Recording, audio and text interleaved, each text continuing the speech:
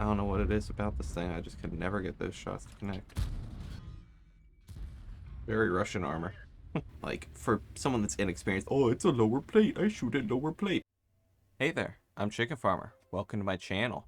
Today, we will be talking about the Grinch that stole Christmas, or the TS5. The TS5 is sort of an anomaly from my point of view. It's a tank that I never really understood and never really had fun playing. Now, I'm sure I have gained some skills since the last time I've played this vehicle, and after giving it another try these last few days, it honestly makes sense why people call this thing overpowered. It's honestly kind of a crazy tank. Obviously, it is super slow, it is super sluggish, it's super hard to move around with, but it's got some weird trollish armor going on that is one of its two main strong suits, along with a ridiculous gun.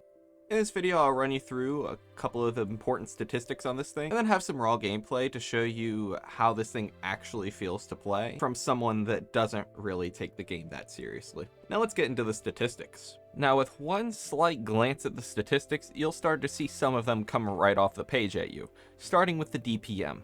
This thing's gun is absolutely insane. It has a very punchy average damage of 400, with a quite desirable penetration value of 248 millimeters on its standard shells, and an astounding 300 millimeters of heat penetration on its gold shells. Pair all that with a little over 8-second standard reload, and you've got yourself almost 3,000 base DPM, which is honestly ridiculous for a tier 8 tank. It's also got a decent aim time of 1.73 seconds. Although its dispersion is kind of where the gun falls apart. It's 0.42 standard, which can get quite frustrating when playing this vehicle. Although the rest of the gun characteristics really just make up for its dispersion. Now, if you thought the dispersion was bad enough on this gun, it also has some very lackluster gun limits, with 5 degrees of gun depression, which is far from enough on most maps, and a very, very narrow gun traverse arc, which limits how you can play this thing in a lot of situations, which honestly makes this thing a little awkward to play, although with some practice, you can get used to it pretty quick. It's obviously quite slow having such heavy armor with a top speed of 26 kilometers an hour. Just generally the mobility is, as you would expect, lackluster. Now, when it comes to armor, this thing is no pushover. The only reliable weak spot on this thing from the front is its cupola, and a large part of the cupola will bounce your shell even if you have decent pen. If you are a tier 8 tank with low pen, I'll use the Type 59 as a reference for a low penetration tier 8 tank, which with its standard shells has about a 50% chance of penetrating at the weakest point, and even if you load premium, you're still not going to be able to pen really anywhere but the cupola. Then it becomes a near guaranteed penetration if you hit the cupola flush. Something you'll notice, this thing does have a massive lower plate, although it is an absolute troll, which can be frustrating for lower skill players that would expect the lower plate to be a weak point. This thing has far from a weak lower plate. Now, something just as frustrating, I'm going to use a T-3485M as an example. Your average tier 6 tank, even firing premium, still has a roughly 50% penetration chance on the smallest part of the weak point. What's really frustrating is the fact that most tier 6 tanks will struggle to even pen most of the weak point with premium ammunition. That means in your TS5, if you get into the best matchmaking you can get, you'll be able to easily club pretty much any tier 6 tank without any fear of punishment. Although if you get put into your worst matchup, your armor does become quite reasonable. Using the STP-1 as an example, this thing can easily deal with the TS5 with standard ammunition. Now, to give this thing the Jagdpanzer E100 test, as you would expect, almost completely butter. Even its tech tree counterpart is quite balanced when it comes to armor, and the weak points are actually weak points to tier 6 tanks that fire premium. How very much so like wargaming to make the premium way more powerful than the tech tree variant. Alright, enough of the statistics, let's get into the gameplay. I'm trying to play this thing to have a little bit more of an understanding as to why people play this thing. As someone that just aims at weak points, I don't understand why people call this thing overpowered. I get it has good DPM. I might trade off that the hardening thing for what's it called?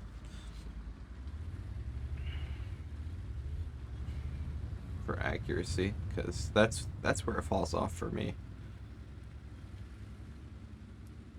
Like, its armor's okay, it's just not it, man.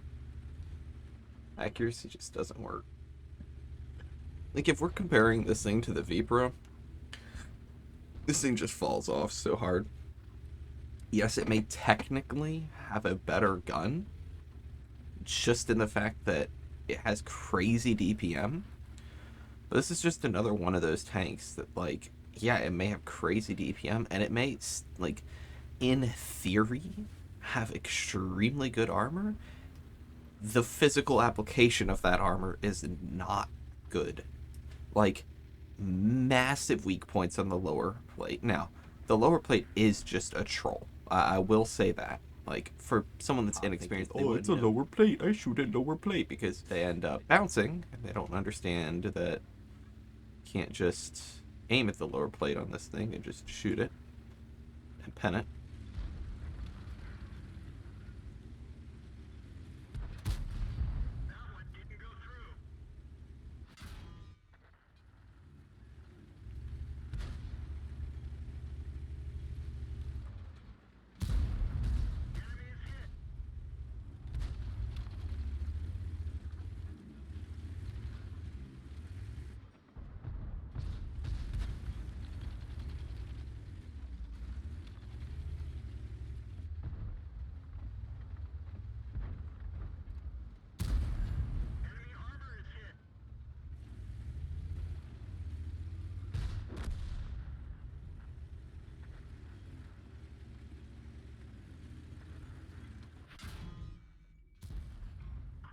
Very Russian armor. I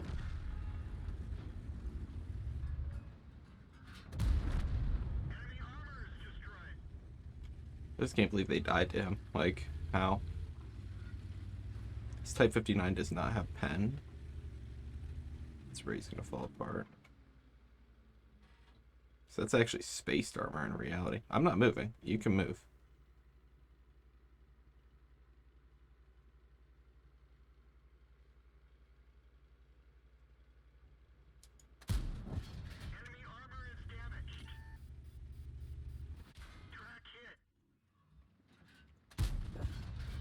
I mean, the shots are hitting now.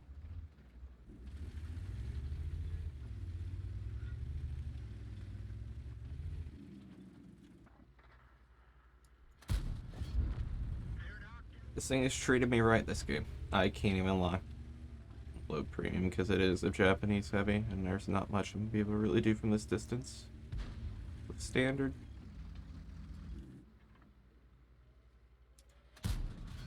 Not much I can do with premium either.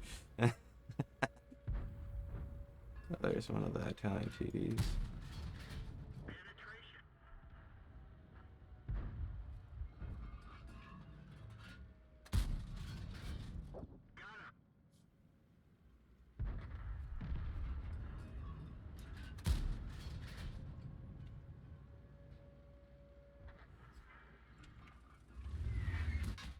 That's something you'll realize about this tank, is this thing is great at just hugging an enemy tank. And if you put your gun in the right spot, they really can't do much against you.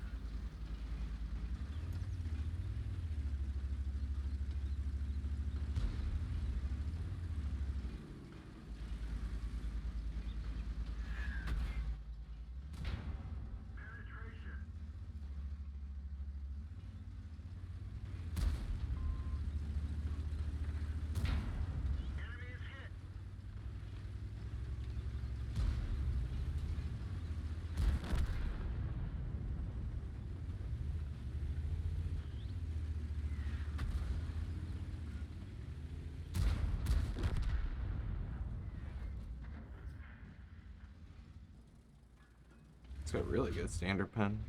Just went through an upper hull of an IS-10. That's like kind of impressive. Oh, I thought I could pen his engine deck.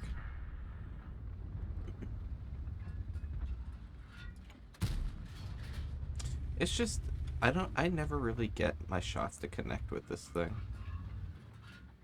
I don't know what it is about this thing. I just could never get those shots to connect.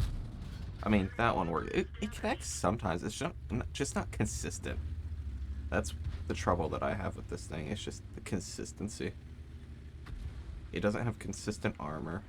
It doesn't have consistent weak points.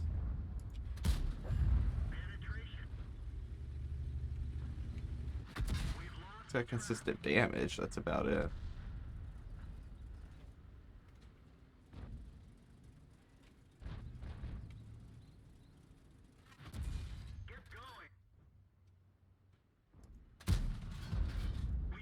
So I'm going to go straight through him. Is he just like HE only memes? Is that his thing right now?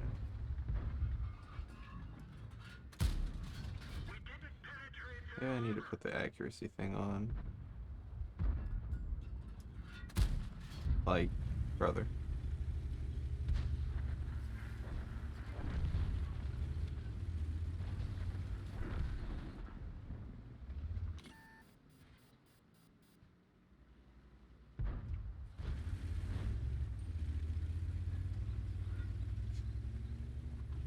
Like, I can see why people might like it. I'm just not a massive fan of it, just because it's mostly because of its gun and its armor layout just don't make sense. Enemy armor is damaged.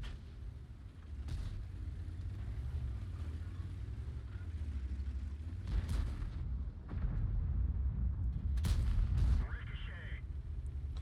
I saw his gun box, and that's I Penetration. fired. Oh yeah, that's yeah. Didn't penetrate their armor. Track hit. We're immobilized. I don't feel like repairing my track, to be completely honest. Track fixed. Let's roll.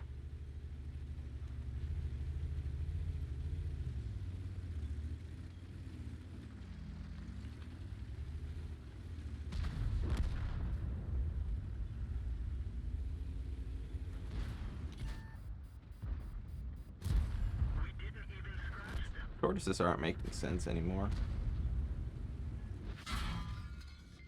Yeah, can we like get this Astra Rex out of my ass? Man, this BZ just is not liked by Wargaming right this second.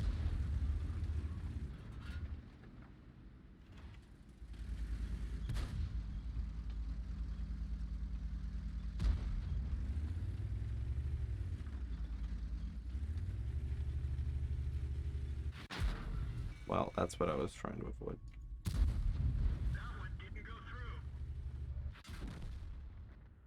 So yeah, that's this thing pretty much wrapped up. It's actually a lot stronger than I ever realized, although this tank really just does not make a lot of sense. It's so incredibly overpowered in lower tier matchmaking, yet so weak in upper tier matchmaking. I guess that kind of goes for all of the super heavy tank destroyers. That's kind of why I've never really been a fan of super heavy tank destroyers. I much prefer something that's much more flexible, but all in all, it's a very, very strong tank that can be quite annoying to play.